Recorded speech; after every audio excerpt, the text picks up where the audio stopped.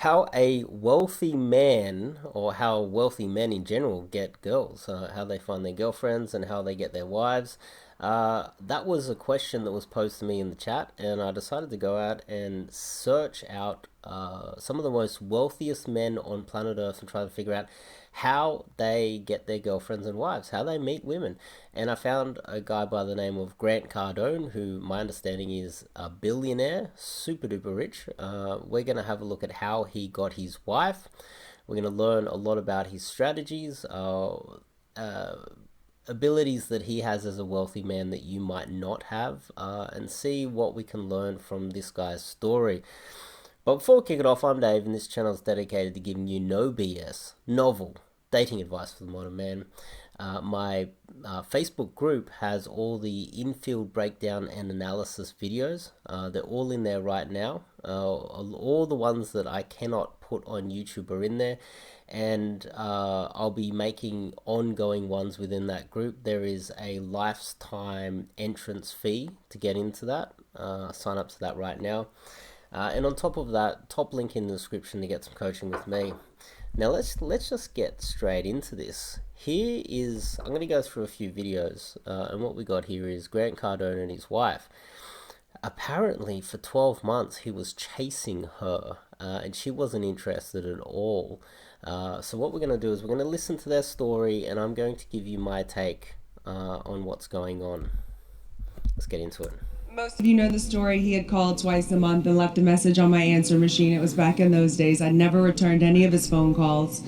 Then he became friends. He proudly stated that he became friends with benefits with one of my friends. Okay, there we go. So there's two things going on there. Firstly, a lot of guys, they get into pickup. I'm going to make a video on that. They mess up the admin part, texting girls, but there's a minority of guys that keep in their phone every single number close they've ever had, and they categorize each of them in a real methodical way. A lot of these guys are very organized, and they will have upwards of thousands of girls' numbers in their phones. You can use a multitude of different apps. They're constantly changing and becoming more and more efficient. You can text upwards of 10, 20,000 girls in one go on your phone. It's called a ping text. And you can text a lot of them and be persistent over time. Just say it's New Year's Eve, and you say Happy New Year to literally 20,000 girls. There's a good chance you're going to get a response by quite a few of them that haven't blocked you already. This is a strategy of persistence over time, and sometimes 12 months later, if you ping text every 3 to 6 months, one might actually pop up. A girl that's not right for you right now or ready to meet you right now, in 12 months time might be single, ready, looking for a guy, and you just ping text her at the right moment, boom, she's coming to meet you. Persistence. So Grant was texting her, by the sounds of things, a ridiculous amount. Let's hear it. Most of you know the story. He had called twice a month and left a message on my answer machine. It was back in those days. I never returned any of his phone calls. Then he became friends. My understanding is it took upwards of 12 months, so he left probably 24 or more voice messages on her answering machine. That's pretty much the same as texting a girl every 2 weeks consistently for a year. That's quite persistent. After a while, you obviously need to be very careful. If she calls you back or sends you a voice message, sends you a text message saying leave me alone, that's when you stop, right? But it seems like Grant Cardone didn't get didn't get the go away message or the warning message, and so he was very persistent. The second part of it was, let me hear. Proudly stated that he became friends with benefits with one of my friends. And so then he started showing up in all the And then what he did was he used pre-selection. So he couldn't get to her, so he managed to get to one of her friends and start sleeping with her friends with benefits, which is pre-selection. It's showing her, look, I can bang all your friends. All your friends are attracted to me. I'm someone of value. Show me the respect that I deserve. You might not be interested, but I'm interested in you. And if you look around yourself, a lot of the people around you are interested in me. So that's kind of pre-selection, plus showing a little bit of status. He's also being very persistent at the same time as sleeping with her friends, which shows a lot of status and interest in her specifically. Places I was hanging out, and I got to see like, oh, he's cool. He's still not for me, but he's kind of cool. Then we became friends. Like, So he found out where she was hanging out, and ended up just hanging in the same, or it was kind of a social circle play that Grant Cardone was using there. Where's the girl that I want going to be, and consistently turning up. But it doesn't seem like he was hanging around her and following around like a simp or a puppy dog. He was in the environment, probably loud and proud like Grant Cardone is, and showing her, look, everybody around you knows me. Everyone around here thinks I'm cool. Everyone respects me in your environment, in our social circle, milieu, or whatever you want to call it. They're kind of rolling in the same circles. So she can't ignore him. On top of that, I'm pre-selected. I'm sleeping with your friends. I'm awesome. On top of that, again, I'm very persistent. So he's ticking every box there is. Let's see what else happened. I actually did some research. I know the story, and for this video, I actually got both his books on Audible, so I know the story. real friends, not with benefit friends. And it was interesting because I knew he liked me, but he was very respectful and just patient, almost like he knew something that I didn't know. But like I always had this idea that men would hold me back. Look, my opener was probably wrong, because I said, look, people's lives change around me. He did. That was my opener. The first conversation that we. So there's another two things happening there. A lot of guys, they hang out with a girl as friends, and they get slotted into the friend zone. But Grant Cardone's a salesman. He's a closer, right? A closer doesn't have to worry about being locked into the friend zone, does he? You just need a closer to hang around long enough, and he's going to close you. And so this is something that I often tell a lot of guys out that I'm coaching at the moment. You can friend zone a girl, and you can work on it from within. And with practice, you can close from within.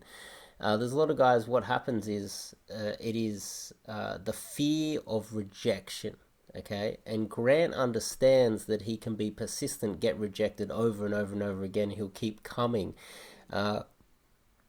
pretty much until she'll tell him to go away, okay? So he doesn't fear laying it out on the line, and that's what guys that get friend zoned are afraid of. So he had no problem friend zoning her, knowing that, okay, we're going to be friends, and when the moment to strike comes, I'm going to make full use of it, and I'm not going to fear her rejecting me and losing the friendship, because I'm after the relationship. That's the closer mindset, right? And when it comes to women, you have to have that mindset. And you also need to understand that just because you went for it, just because she's like, no, what's going on here? I thought we were friends, doesn't mean you can go, okay, we're friends. And she did say, it's like he knew something that I didn't know. What he knew was the longer they hung out together, the more likely she was to catch feelings. And if she rejected him early on, they can still be friends. He can still hang out with her, wine her, dine her, hang out with her friends, let all of her friends know that he's interested in her, constantly be working on her from all different angles. And she's eventually going to catch a little bit of feelings. She's not going to just run away. Boom, he'll try close again. She might reject again. He's going to keep going back in. And this is what happens with guys that get locked into the friend zone. They're afraid of losing her, so they don't push forward with it. It's a bad opener, man. Don't try to use that opener. No, it's terrible. It's like, oh God, he's like one of those Will you Hollywood take a shower guys. with me? Would have worked better. Shut up. Look at my tattoos and my criminal record. Would have worked better. Yeah. Let me just replay that again. Look at my tattoo. Shut up. Oh God, he's like one of those Will you Hollywood take conversation that It's we a bad had. opener, man. Don't try to use that. People's lives change around me. He did. That was my opener was probably wrong because I said, look, people's lives change around me. He did. That was my opener. The first conversation that It's we a had. bad opener, man. Don't try. Yeah. This is when you've watched too many guys that coach you on DHVing, displaying high value. Now, Grant obviously thought that, you know, he can just come over there and DHV the hell out of her and say, people's lives change around me. I'm awesome. DHV, DHV, DHV, DHV.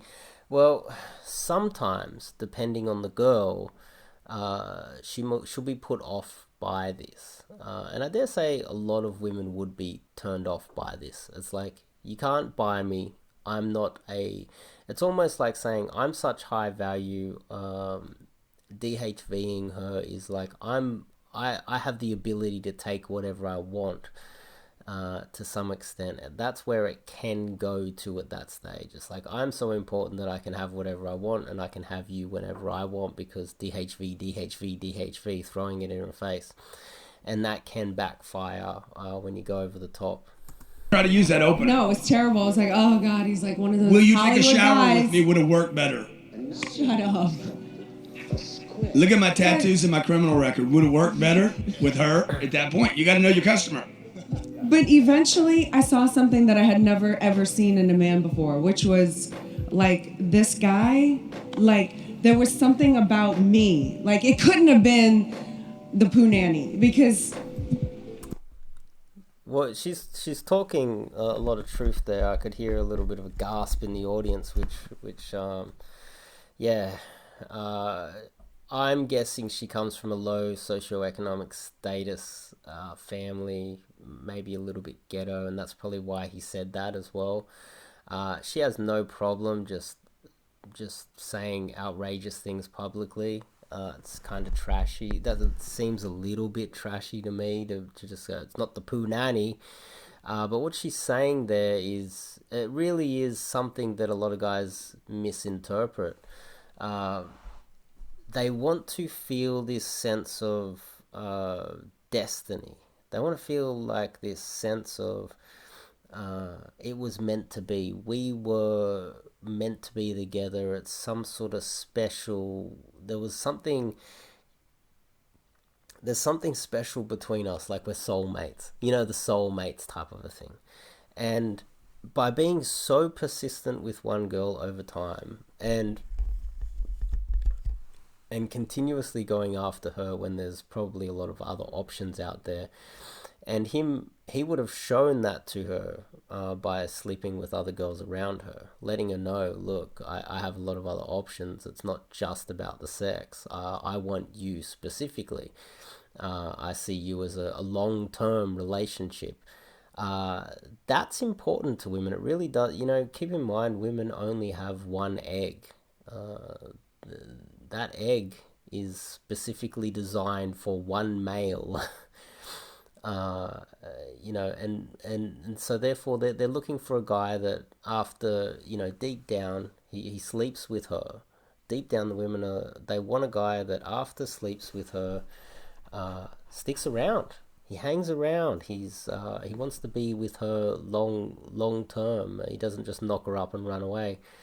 And women are also aware that in just the slightest drop of semen, there's thousands of sperm, and so we can literally impregnate thousands of women. That'd be very difficult, but we literally can. And that is their fear. Being deep down, it is a very dangerous situation for women to be knocked up, become pregnant, and have some rogue guy run away. So deep down, they look for that guy that wants her for her, not just, as she said, the punani, which seemed a bit of a risque thing to say publicly, but it's very, very real. It's a real thing, and you guys at home can learn a lot from this. What we've learned so far is pretty in-depth type stuff, but let's continue. I don't know, because like he would have gone away by now. Like it was just not happening. So he would have gone away. I think you guys really need to hear what she just said, right? A guy doesn't keep the guys in the room that want a good girl. A woman will submit to commitment. Submit to commitment. You know, I called my mom. I said, "Mom, I met the girl I'm gonna marry." And my mom's like, "Have you guys been out?" I said, "No." She doesn't want anything to do with me. And my mama said, she says, "Grant, it takes two." And I hung up with her. I said, "Thank you so much for telling me that." I hung up with her. I said, "Oh, I know for sure I'm going to get her, because it doesn't take two. It takes one. It takes one person to have a commitment." It's amazing how he thinks. I don't fully understand how he thinks that way, but yeah, Grant's the type of guy that I like to hang around with. Someone that's very positive, even if it's very difficult. Someone that's very motivating, very motivational. The most impossible thing is in front of us, and we're gonna do it. It's like, it's delusionally positive, but the type of person you want to have around. I didn't need her, especially when it comes to pickup. You want a wingman like that. You want a buddy like that's ready to go to war in the nightclub with you. Agreement. I needed to not back away from my own agreement. Whether it's an apartment deal I'm buying, Elena, whatever, man. I make a commitment. An apartment on my wife, and you can see her face. She's like, I'm like an apartment. Like, you know, whatever it is, I'm committed. And then I just gotta work it out. Water beats a rock. I'd call her up. I mean, I had every message I left. I didn't talk to her. I left message. You guys remember message machines? Of course you do. You grew up on them. So she was probably listening to the message live. I would call in. She just didn't pick up, right? So I would leave a message. "Hey, Grant here. I'm down in San Diego right now, you know, sunset, and just thinking about you." The next message would be a little different. Like every time I just changed them. You know, saw you the other day over at, I'd start running into a proximity, right? It's all a sales cycle. So you're like, you got to close the proximity to the target, right? The closer you can get to the target, the closer the 10X brothers can get to me, or to get to people that can help them. But it ain't going to happen in your living room. Yeah, and for you guys at home, meeting the girl of your dreams isn't going to happen in your living room. Come out and do a boot camp. Because I mean, man, you had to be obsessed to get Elena's attention. I don't even know the story with that. I was actually hoping to be able to talk to you, ask you some questions about that. I think there's a lesson here to be learnt just by this guy's eye contact. Now, a lot of guys, they talk about, okay, they literally talk about, okay, should I have really good eye contact with the girl? Should I have good body language? How's my shoulders? Is my hand in my pocket? Or, you know, as some guys are saying, like, your hand's in your pocket, you don't have good eye contact, your body language is all off. These are all the small little 1%ers, in my opinion. And when you're trying to get good at pickup, all the big things matter. And if you have a look at this guy's eye contact, his eye contact is perfect. He's staring Grant Cardone straight down. And let's have a look at him. The average. But let's turn the sound off a little bit. He looks scared. Great eye contact, but he looks like literally he's shitting himself. Okay, so you guys out there that think, okay, well, eye contact, so important. Well, do you look like that? Like a deer in the headlights, of a Mack truck? You know? You get what I'm saying, right? I just thought I'd throw that in. To get Elena's attention, I don't even know the story with that. I was actually hoping to be able to talk to you guys. He's stuttering a little bit. His voice is quite deep, but he's stuttering a little bit. The only real giveaway is the stutter. If you really break this down as if it was an infield,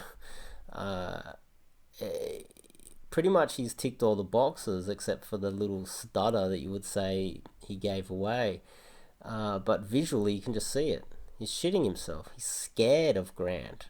He sees Grant as more important than him. Grant's like this god, standing in front of him. And this is what a lot of you guys look like sometimes. You're like, I had great eye contact, deep voice, I was standing all alpha, but the girl could just see that you were literally shivering in your boots. You were scared. In your London Daygame model leather boots and leather jacket, you were just like shitting yourself, I just thought I'd throw that in. It's something that for you guys to think about. Some questions about that. See, Grant, this guy's got great eye contact. Grant's like, yep, this guy's scared of me. I own the room. I'm the master of this environment. You guys get what I'm saying anyway. I called her 26 times, man. No return phone call. 26 times in 13 months. Yeah. No return phone call. Yeah, that's right. Okay, and then it sounded like at the end there you actually were able. You got the gun range. Yeah. Well, I mean, I never like I kept trying to impress her with what I said rather than asking her what did she want to do. However, I don't think a lot of people said, oh, you should have just asked her what she'd like to do in the beginning. She'd have gone to the gun range with you from the get-go, but I don't think so. I think that I had to keep showing up and show her the kind of man I am to ever get her attention. Like, she just wasn't ready. So I could have said red, blue, guns, elephants, money, not money, whatever. It wouldn't matter. She wasn't ready. So, but just because she wasn't ready doesn't mean she wasn't the right person for me, and that's what I kept telling myself. Just because a customer's not ready doesn't mean I'm not the right solution for them. So I'll just fill in the story here, and I think this is important. He kept poking around, finding out information about her for 12, 13 months. He just said he called her 26 times. So once every 2 weeks, he left a voice message. Altered the voice message a little bit each time. She never responded. She never called him back. But she didn't call him or send a message to him saying, look, leave me alone, did she? Grant eventually found out that she was a professional, I think, shooter. She would go down to the practice range and shoot, some sort of weapons or whatever. And so what Grant did was he did some research and he discovered that she's a professional. There's some sort of a shooting range that was really expensive for her to go practice at. And on top of that, he hired one of the best shooters in America at that time to give her a training lesson or something along those lines. And it would have been really expensive and she might not have been able to afford it herself. So he came up with almost an irresistible offer. And you guys you don't need to be a billionaire to do this.